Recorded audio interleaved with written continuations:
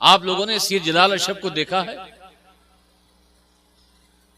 मैंने तो नहीं देखा, लेकिन अभी मैं नागपुर में जुलूसे चिश्तिया के मौके पे था।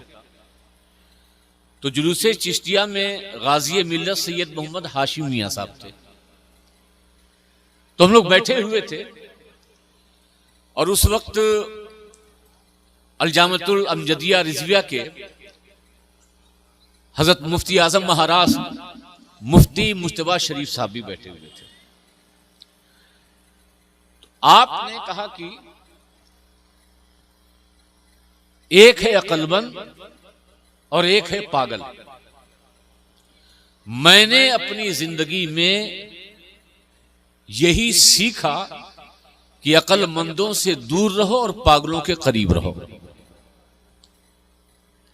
अक्लमंद से दूर रहो और पागलों के, इसलिए कि जिंदगी में धोखा अगर कोई देता है या देगा तो कोई पागल नहीं देगा, बल्कि देगा तो अक्लमंद ही देगा। आगे बयान किया, कहा पागल दो तरीके के होते हैं। एक पागल वो है जो फिजिकल हो, मेंटल हो, और एक वो है जिस पर शरीयत के अहकाम नाफिज ना हो, गैर मुकल्लफ हो, जिसे हम मजजूब कहते हैं। दुनिया उसे पागल समझती है, दुनिया उसे दीवाना समझती है, दुनिया उसे मजनून समझती है, मगर वो तो दुनिया उसे पागल कहती है, मगर दुनिया की निगाह में पागल जरूर होता है, मगर अल्लाह की बारगाह में उसका मर्तबा बहुत आला और बाला होता है। कहा कि हाशमी जिसका नाम पूरी दुनिया में, खिताबत की दुनिया में रोशन है, ये फैज किसी और का नहीं, बल्कि ये फैज हजरत सैयद जलाल अशरफ का है। कहा मैं उनकी बारगाह में बैठा था, ये बात बहुत पुरानी नहीं, अभी 15 दिन पहले की है। कहा मैं उनकी बारगाह में बैठा, सैयद जलाल अशरफ ने पूछा कि हाशमी क्या चाहते हो? कहा हुजूर तकरीर करता हूं। कहा जाओ, तुम बोलोगे, खूब बोलोगे, और इतना बोलोगे कि दुनिया तुम्हें ताजुल खुतबा कहेगी, शहंशाह खिताबत कहेगी। वो सैयद जलाल अशरफ की निगाह सैयद मोहम्मद हाशमी अशरफी जिलानी पे पड़ी, ऐसी निगाह पड़ी कि आज दुनिया ने देखा कि हाशमी अशरफ सिर्फ हाशमी अशरफ नहीं रहा, मुहद्दिस आज़म का बेटा नहीं रहा, बल्कि तकरीर और खिताबत की दुनिया में एक शहंशाह और लासानी खतीब हो गया। और ये सिर्फ हाशिमिया के साथ नहीं हुआ, मोहल्ले के बड़े गवाह हैं। और मैंने कहा कि मखदूम पाक की चलती फिरती हुई करामत का नाम सैयद जलाल अशरफ। इतनी करामतें कि जो बोलते थे, इधर उन्होंने बोला, अल्लाह ने उनकी जबान की लाज रखी, फौरन रब की बारगाह में वो बात मकबूल हो गई। जो दुआ थी, आज कितनी औलादें भी यहां बैठी होंगी जो हुजूर सैयद जलाल अशरफ के फैजान और करम का नतीजा है। इस इलाके में तरक्की आज से 50-60 साल पहले किन हालात में इस इलाके में मुसलमान थे, इस इलाके में लोग थे, मगर मखदूम अशरफ का वो बेटा यहां आकर तुम पर ऐसी निगाह डाली, ऐसी निगाह डाली कि अब तुम अपने इलाकों में नहीं बल्कि दूसरे इलाकों में भी मशहूर हो गए हो। मैं बात शुरू करूं,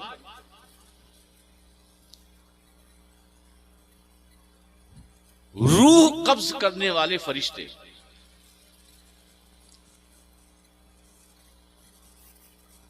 इंसान की रूह कब्ज करते हैं, और जिसकी रूह कब्ज करते हैं तो उस रूह को एक मुकाम होता है, उसके मुकाम और उसके मर्तबे के मुताबिक उस रूह का ठिकाना होता है। काफिर है तो उसकी रूह जमीन के सबसे निचले हिस्से पर, मोमिन है तो बरज़ख में उसके दर्जात के मुताबिक उसकी रूह का ठिकाना होता है। ये रूह जिस्म से निकलती है ना, तो निकलने के बाद कहीं ना कहीं फरिश्ते जाके रख देते हैं बरज़ख में। इमाम जलालुद्दीन सयूती ने इस हवाले से बहुत गुफ्तगू की है कि बरज़ख में कहां कहां पर वो रूह रखी जाती है। मगर इसी जमीन पर फरिश्तों ने एक जात की रूह निकाली, मगर रूह निकालने के बाद उस रूह को रखने का ठिकाना तलाश कर रहे थे। तवज्जो है, जिस की रूह निकाली गई उसका ठिकाना फरिश्तों को पता, वहां पे जाके उसके मर्तबे के मुताबिक, मुकाम के मुताबिक रूह को रख दिया। मगर जिस जात की ये रूह निकाल रहे हैं, फरिश्ते लेके चल रहे हैं, मगर उस जात के मुताबिक कहीं पर भी कोई ठिकाना नहीं मिल रहा है, कोई मुकाम नहीं मिल रही है, कोई मंजिल नहीं मिल रही है। काबा गए, अर्श पर गए, मुख्तलिफ मुकामात पर गए, सातों आसमान पर गए, मगर वहां पर उस जात के मुताबिक रूह के रखने का ठिकाना नहीं मिला। अल्लाह तबारक तआला ने फरिश्तों से पूछा, फरिश्ते इस रूह के लेके ठहर क्यों रहे हो, इसे किसी खास मुकाम पर रख क्यों नहीं देते? फरिश्तों ने अर्ज किया, ऐ अल्लाह, इस जात के मुताबिक पूरी कायनात में मुझे कोई ठिकाना ही नहीं मिला जहां पर इस रूह को रखूं। तो अल्लाह तबारक तआला ने इरशाद फरमाया, फरिश्तों, मैंने अपनी पूरी कायनात में इस जात से बेहतर किसी को बनाया ही नहीं। मैंने जमीन बनाया, आसमान बनाए, नबातात, जमादात, फरिश्तों की जमात, ये अर्श, ये कुर्सी, ये पानी, ये हैवानात, ये मुख्तलिफ मुकामात, मगर इस जात से बेहतर कोई जात नहीं, इस शख्सियत से बेहतर कोई शख्सियत नहीं। अगर ये जात पैदा करना मकसूद ना होता, ना ये जमीन होती, ना ये आसमान होता, ना ये सितारे होते, ना ये चांद होता, ना ये आसमान का आशियाना होता, बल्कि यही मेरा हबीब मोहम्मद मुस्तफा है, जिसकी वजह से मैंने पूरी कायनात को बनाया है। ऐ फरिश्तों, सबसे बेहतर मुकाम, सबसे बेहतर ठिकाना वही जाते मुस्तफा है। जहां से तूने रूह को निकाला है, उसी जिसमें मोहम्मद में रूह मुस्तफा को दाखिल कर दे।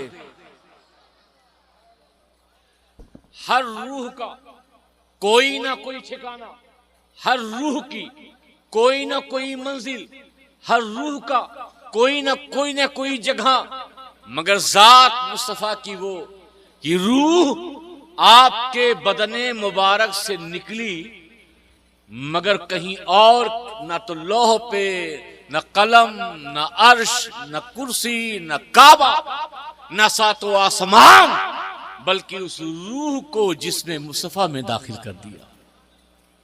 अब दूसरी बात, उलमा फरमाते हैं, जहां मेरे आका आराम कर रहे हैं, कहां आराम कर रहे हैं? बोलो, मदीना शरीफ, गुंबद खजरा के नीचे। उलमा फरमाते हैं कि जहां मेरे आका सल्लल्लाहु ताला अलैहि वसल्लम आराम कर रहे हैं, जमीन का वो हिस्सा, जमीन का वो हिस्सा जहां मुस्तफा जाने रहमत के जिस्म मस हैं, छू रहे हैं, जमीन का वो हिस्सा काबे से भी अफजल है। जमीन का वो हिस्सा अर्शे आजम से भी अफजल है। जमीन का वो हिस्सा कायनात की हर शय से अफजल है। अब तवज्जो, हुजूर का बदन मुबारक, जिस्म मुबारक, जमीन से टच, जमीन से मस, तो ये जमीन हुजूर सल्लल्लाहु अलैहि वसल्लम का जुज़्वे बदन है, पार्ट ऑफ द जिस्म है। ये जमीन हुजूर का बदन है। बोलो, आप जिस कुर्सी पे बैठे हैं ये आपके जिस्म का पार्ट है? बोलिए, ये जमीन आपके जिस्म का हिस्सा है? नहीं ना। आपके जिस्म का हिस्सा ये हाथ है, आपके जिस्म का हिस्सा ये सर है, आपके जिस्म का हिस्सा ये पैर है, आपके जिस्म का हिस्सा ये सीना है, आपके जिस्म का हिस्सा ये आंख है, आपके जिस्म का हिस्सा ये कान है, आपके जिस्म का हिस्सा ये माथा है। मगर जमीन ये जिस्म का हिस्सा है? बोलो बोलो, नहीं। ये जिस्म से अलग, कुर्सी जिस्म से अलग है, हाथ जिस्म का हिस्सा है। तवज्जो, नबी का जिस्म जमीन से टच है, जमीन से मस है, जमीन से लगा है। तो उस लगने की बरकत का आलम कि जिस्म का वो टुकड़ा काबे से अफजल, लोहे महफूज से अफजल, सातों आसमान से अफजल, अर्शे आजम से अफजल। मैं बात जिस्म की कर रहा हूं, मैं बात नबी के हाथ मुबारक की नहीं, मैं बात नबी के सर मुबारक की नहीं, मैं बात नबी के बदन के जुज़्वे मुबारक की नहीं, मैं बात सिर्फ जिस्म के उस टुकड़े की कर रहा हूं, जिस्म के उन जर्रात की कर रहा हूं, खाक के उस हिस्से की कर रहा हूं जहां नबी का बदन लगा है। वो काबे से अफजल, लोहे महफूज से अफजल, अर्शे आजम से अफजल। तो मुझे कह लेने दो उस सैयदा तैयबा ताहिरा आबिदा जाहिदा हसनैन की मां मौलाए कायनात की ज़ौजा हजरत फातिमा फातिमातुज़ ज़हरा की अज़मतों का आलम क्या होगा, जिसके बारे में मुस्तफा फरमाए, ऐ फातिमा तू मेरे जिगर का टुकड़ा है।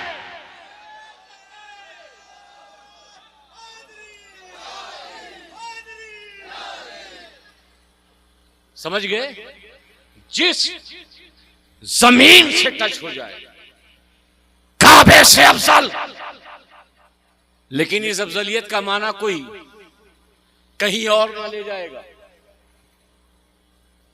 मैं बहुत जिम्मेदारी से बोल रहा हूं। आजकल सोशल मीडिया का दौर है, आधी बात काट दी जाती है, आधी बात पहुंचा दी जाती है। फितनों का दौर है, खासों से जब से ये सोशल मीडिया आया है, फितने इतने हो गए हैं, मुफ्ती इतने बन गए हैं कि आज मुफ्ती जो दरसगाह में मदरसों में होते थे वो डर के मारे अपने आप को मुफ्ती नहीं कह रहे हैं, क्योंकि पता है कि व्हाट्सएप के मुफ्ती ज्यादा हो गए हैं। हर जहां अली अफजल है। देखो ये तारीखे तबरी में है, तारीखे दमिश्क में है, फलां हजरत ने फरमाया है, फलां हजरत ने फरमाया है। हाँ यार, अब आप आ गए। याद रखो, हमारा अकीदा वो है जो किसी और ने नहीं दिया है, बल्कि हमारे जद मखदूम अशरफ सैयद अशरफ जहांगीर समनानी ने दिया।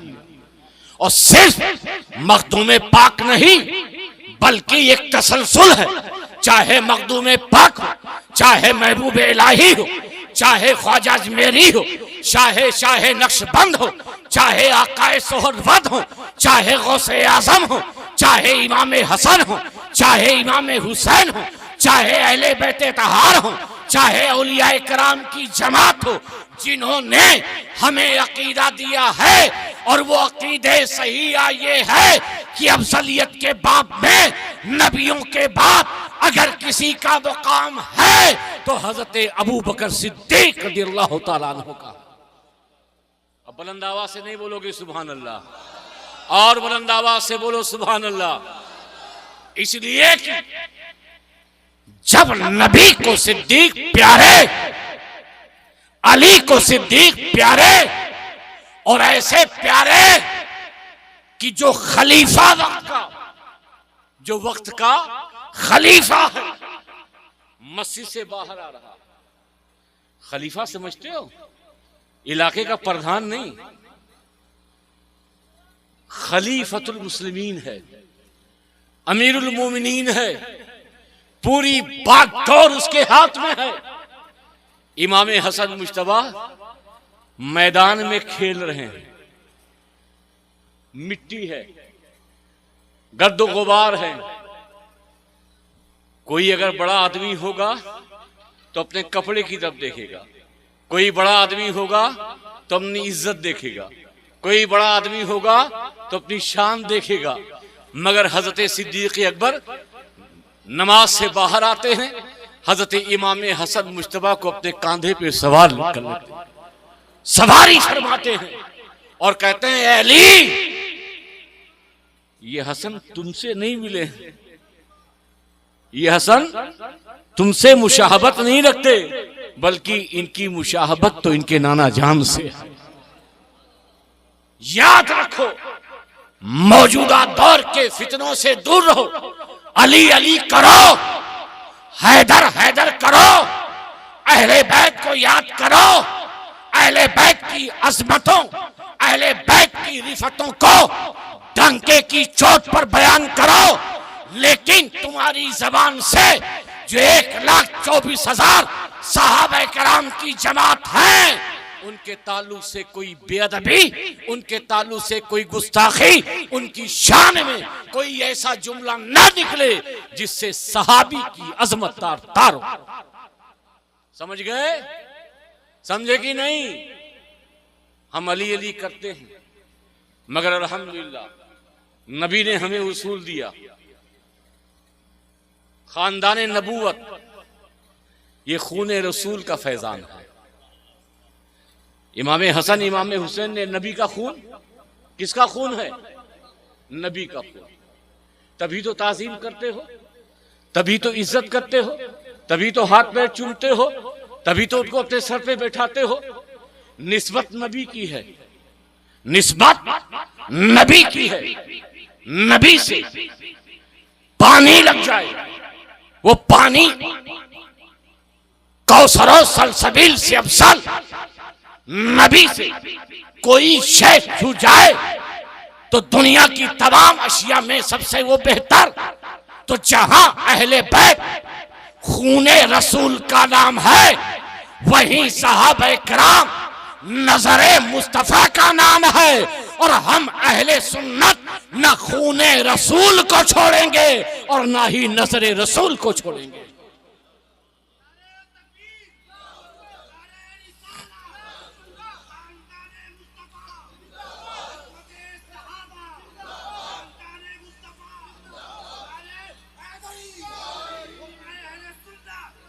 अब ऐसे तुम नादरे हैरी लगाओगे तो कोई फतवा नहीं लगाएगा। अपना अकीदा साफ रखो। ये घोल मोल झोल मोल नहीं। हम डंके की चोट पे अहले बैत के फजाले बयान करते हैं, हम डंके की चोट पे अली अली करते हो। मेरा तो हाल ये है, कसम खुदा की खा के कहता हूं, अल्लाह को हाजिर और नाजिर जानकर कसम खा रहा हूं कि मेरा वजीफा है, मैं कभी किसी परेशानी में मुब्तला होता हूं, मुझे ऐसा लगता है कि मुझे सुकून नहीं है, मुझे ऐसा लगता है कि गम में घिर गया हूं, मुझे कोई नजर नहीं आता, सिर्फ मुझे हैदर नजर आता है। बाखुदा कहता हूं,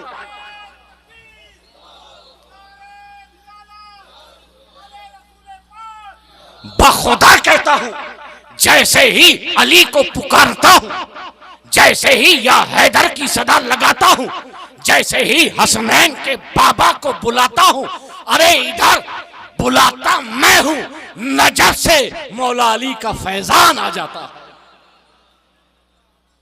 ये अपना, ये ऐसा नहीं है कि आपके अंदर वो मोहब्बत पैदा करने के लिए बात कर रहा हूं। मैं बाखुदा कह रहा हूं, किसी भी मुसीबत में गुजरा, हमेशा मैंने नादे अलीयम मजहर अल अजाइबे तजीद औन लकाफिन नवाइबे कुल्लो हम्मिन व गम्मिन सयंजली बे असमते के या अल्लाह व बे नबूवते के या रसूलुल्लाह व बे विलायते का या अलीयो या अलीयो या अली। आज ये मखदूम अशरफ उसी मौलाए कायनात मुश्किल कुशा के दख्ते जिगर बेटे का नाम है। और बुलंद आवाज से बोल दो, सम्मान का तख्त छोड़ा, सम्मान के बादशाह थे, सम्मान के राजा थे। और मैं कहता हूं कि अगर वो राजा रहते, बादशाह रहते, तो हो सकता है मखदूम अशरफ का नाम इतिहास के पन्नों में कहीं 2 लाइन, 3 लाइन, 4 लाइन, 5 लाइन में लिखा रहता कि एक सैयद अशरफ जहांगीर सम्मानी थे जो हजरत इब्राहिम की औलाद थे। उन्होंने इतने साल सल्तनत की, बड़ी अच्छी सल्तनत थी, इंसाफ के साथ आपने निजाम सल्तनत को अपनाया। यही होता, यही होता। हो सकता है कोई इतिहासकार निकलता, उन्हें बुरा भी कह देता, नहीं उन्होंने बहुत आतंक फैलाया, उन्होंने बहुत मारपीट की है, उन्होंने बहुत जुल्म किया है, यही चलता रहता। लेकिन कसम खुदा की, मखदूम अशरफ को ने सल्तनत को ठोकर मारी और ऐसा रूहानी सल्तनत के ताजदार हुए, ऐसा रूहानी सल्तनत के ताजदार हुए कि जो सिर्फ सल्तनत का बादशाह किताबों में छपता था, आज मखदूम अशरफ सिर्फ किताबों में छपने वाली जात का नाम नहीं है, बल्कि पूरी दुनिया में, अरे जमीन क्या बल्कि पानी के अंदर भी मदीनतुल अशरफ है, जहां पर या मखदूम की सदाएं बुलंद होती हैं।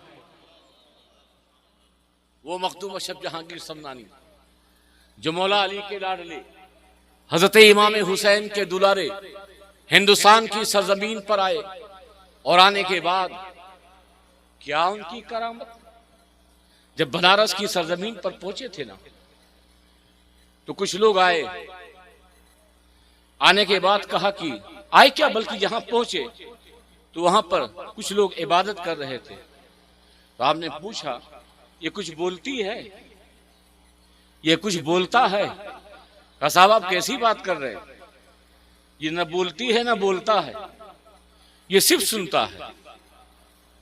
कहा अच्छा, जब ये बोलता नहीं, बोलती नहीं, कुछ करती नहीं, तो इससे तुम उम्मीद क्यों लगाए बैठे हो? कहा अगर मैं बुलवा दूं तो? क्या कहा? अगर मैं बुलवा दूं तो? कहा सरकार अगर आप बुलवा देंगे तो जो कहेंगे वो करेंगे। कहा कुछ करना नहीं, कुछ देना नहीं है, बल्कि जिस मजहब में मैं हूं और जिस हक का दाई मैं हूं, उसी अमन के मजहब में आ जाओ अगर तुम ये मेरी करामत देख लो। मखदूम अशरफ ने उस शय की तरफ इशारा किया, तो शय सुनती थी या नहीं सुनती थी अलग बात है, मगर जब मखदूम पाक ने इशारा किया तो उसकी जबान से कलमे तौहीद और रिसालत जारी हो गया। ला इलाहा इल्लल्लाह मुहम्मदुर रसूलुल्लाह। तारीख शाहिद है, बनारस की सरजमीन पर जब ये वाकया मखदूम पाक से सरजद हुआ तो तकरीबन एक ही वक्त में 5000 गैर मुस्लिमों ने मखदूम पाक के हाथ पर इस्लाम को कबूल किया। वो मखदूम अशरफ जहांगीर सम्मानी जो हिंदुस्तान की सरजमीन पर आया, जो अताए नबवी बनकर आया, जो नबी का फैजान लेकर आया। और एक बात और कहता हूं मैं, ये तहदीस नेमत के तौर पे है, गरीब नवाज, उससे बढ़कर कोई आस्थाना नहीं हिंदुस्तान में। सबसे बड़ी वली कौन गरीब हिंदुस्तान में? बोलो बोलो। उसके बाद सिलसिले चिश्त में अगर देखेंगे तो हजरत कुतुबुद्दीन, हजरत बाबा फरीदुद्दीन, हजरत महबूब इलाही, साबिर कलियरी वगैरह वगैरह। उसके बाद तब कहीं जाकर के मखदूम पाक का नंबर आता है। बड़े औलिया किराम, हिंदुस्तान की बात कर रहा हूं। गरीब नवाज की औलादें है ना, है कि नहीं है? क्या कर रही है? चादर गागर क्या कर रही है? बोलो। चादर गागर। महबूब इलाही के खानदान के लोग दिल्ली में क्या कर रहे हैं? चादर गागर। साबिर कलियरी के खानदान के अपने नहीं बल्कि चाहे रिश्तेदार हो तो क्या कर रहे हैं? चादर गागर।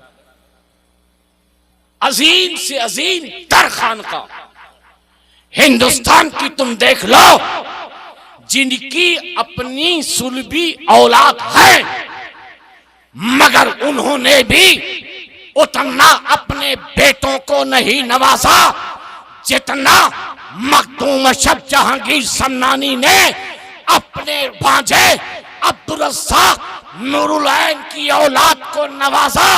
ये मखदूम पाक के सुलभी औलाद नहीं, मगर मखदूम पाक की अपनी रूहानी औलाद पर ऐसी नजर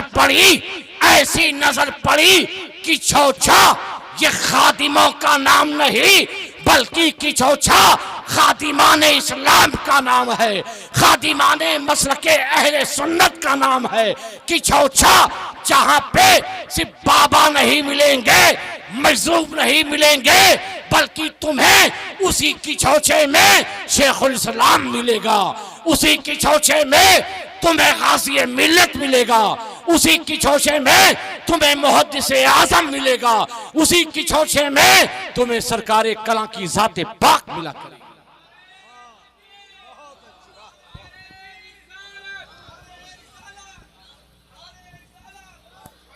और वो इसलिए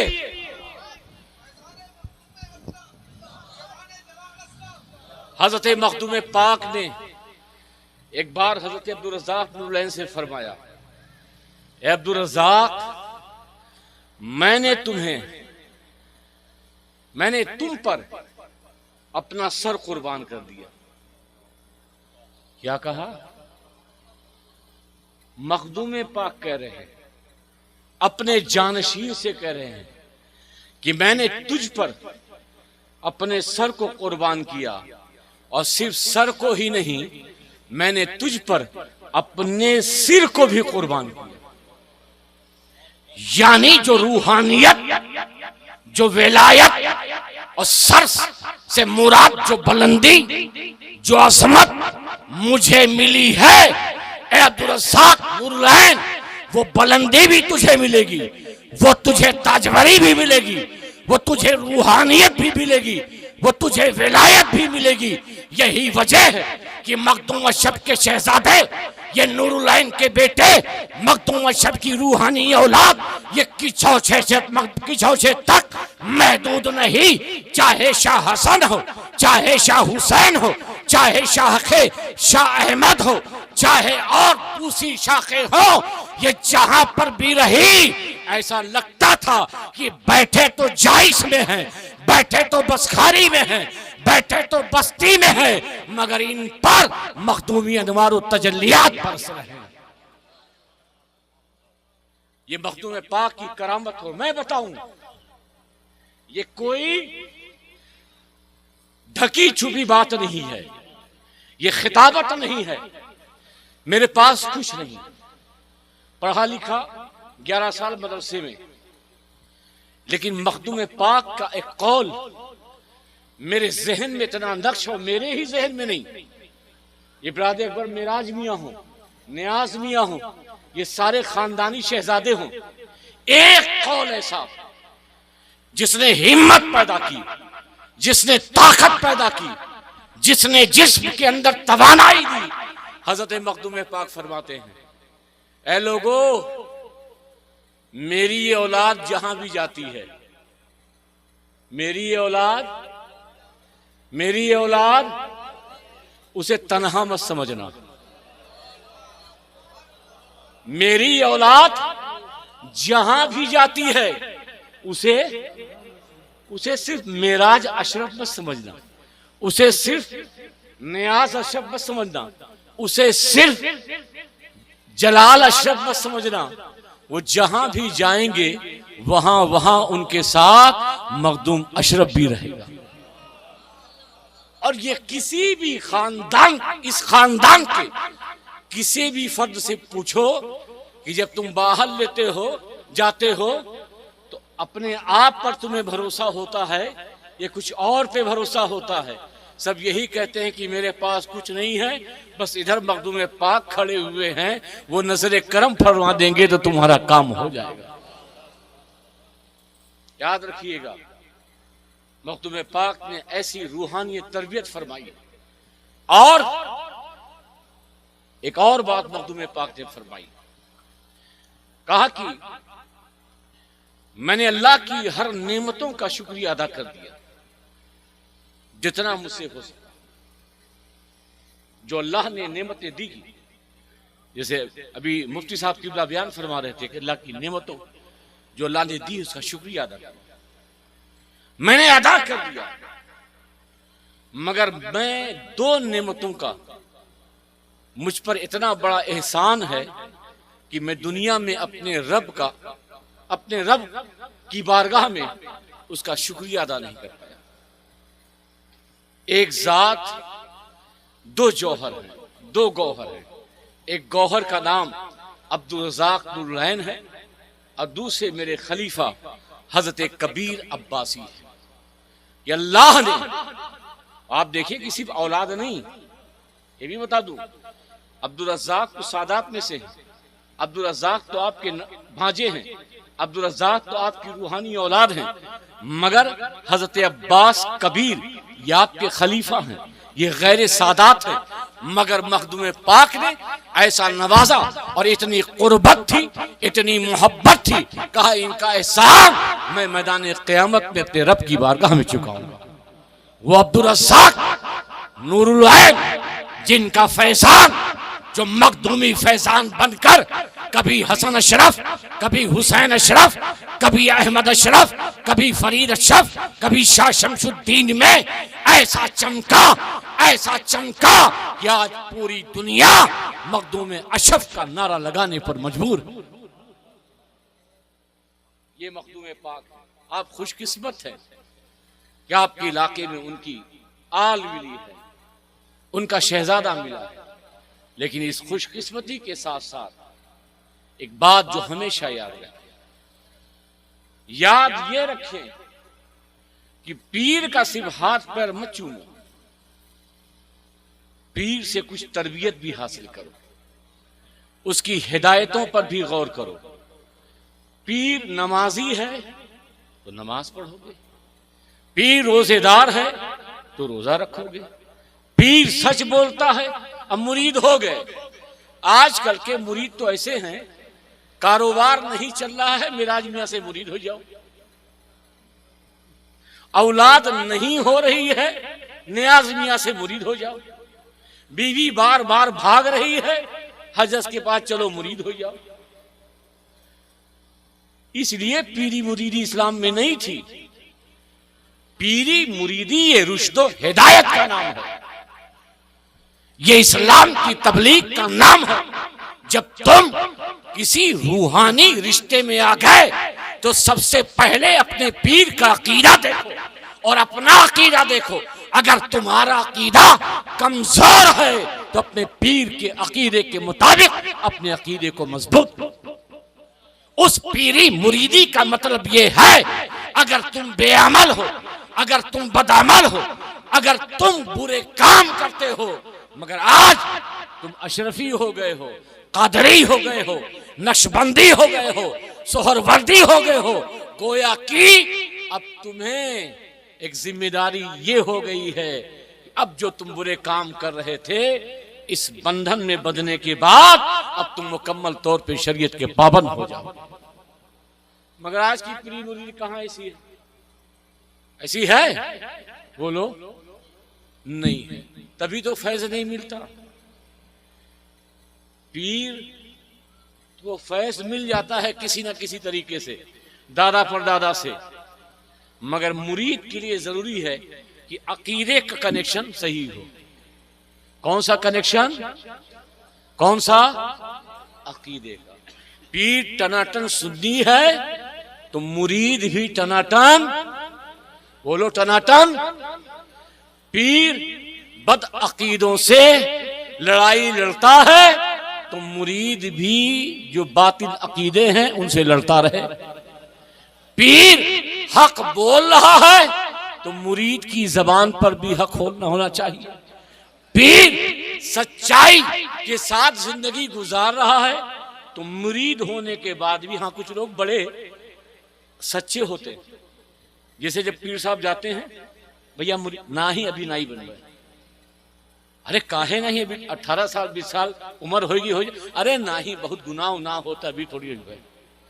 जब 50-60 साल हो जाए, जिंदगी का पूरा मौज मान ले भाई, तब पीर साहब से मुरीद होंगे। गोया कि वो समझते जरूर हैं, ऐसा नहीं है अनपढ़ हैं, नादान है, उन्हें पता है अगर पीरी मुरीदी के रिश्ते में आ गए तो इसे निभाना है, एक जिम्मेदारी है, इसे पूरी करना है।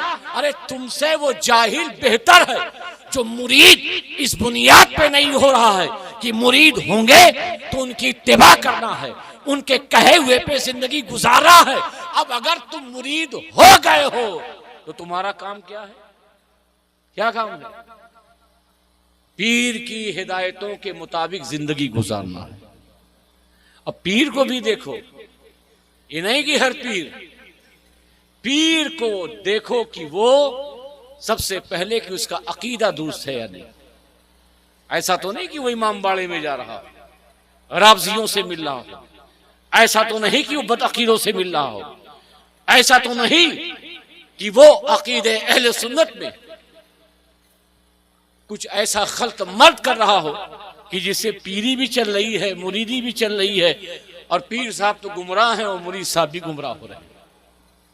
लेकिन हमें यकीन है कि हम जिस अशरफ के गुलाम हैं, बोलो सुभान अल्लाह, और हम जिस मखदूम पाक के रूहानी बंधन में बंधे हैं, क्योंकि मखदूम पाक की जाते पाक वो है, फैजाबाद की सरजमीन है। सर आपने कहा मुरीद हुए, कहा रजिस्टर ले आओ, कहा हुजूर रजिस्टर भर गया, कहा रजिस्टर भर गया है, कहा हाँ। मुरीद किया, कहा जाओ ये पैगाम सुना दो, मेरा अल्लाह से वादा हो गया है कि जो अशरफ के दामन से वाबस्ता हो गया, और मैंने अल्लाह की बारगाह में अर्ज किया था, अल्लाह जो मुझसे मुरीद हो गया है तू उसे बख्श दे।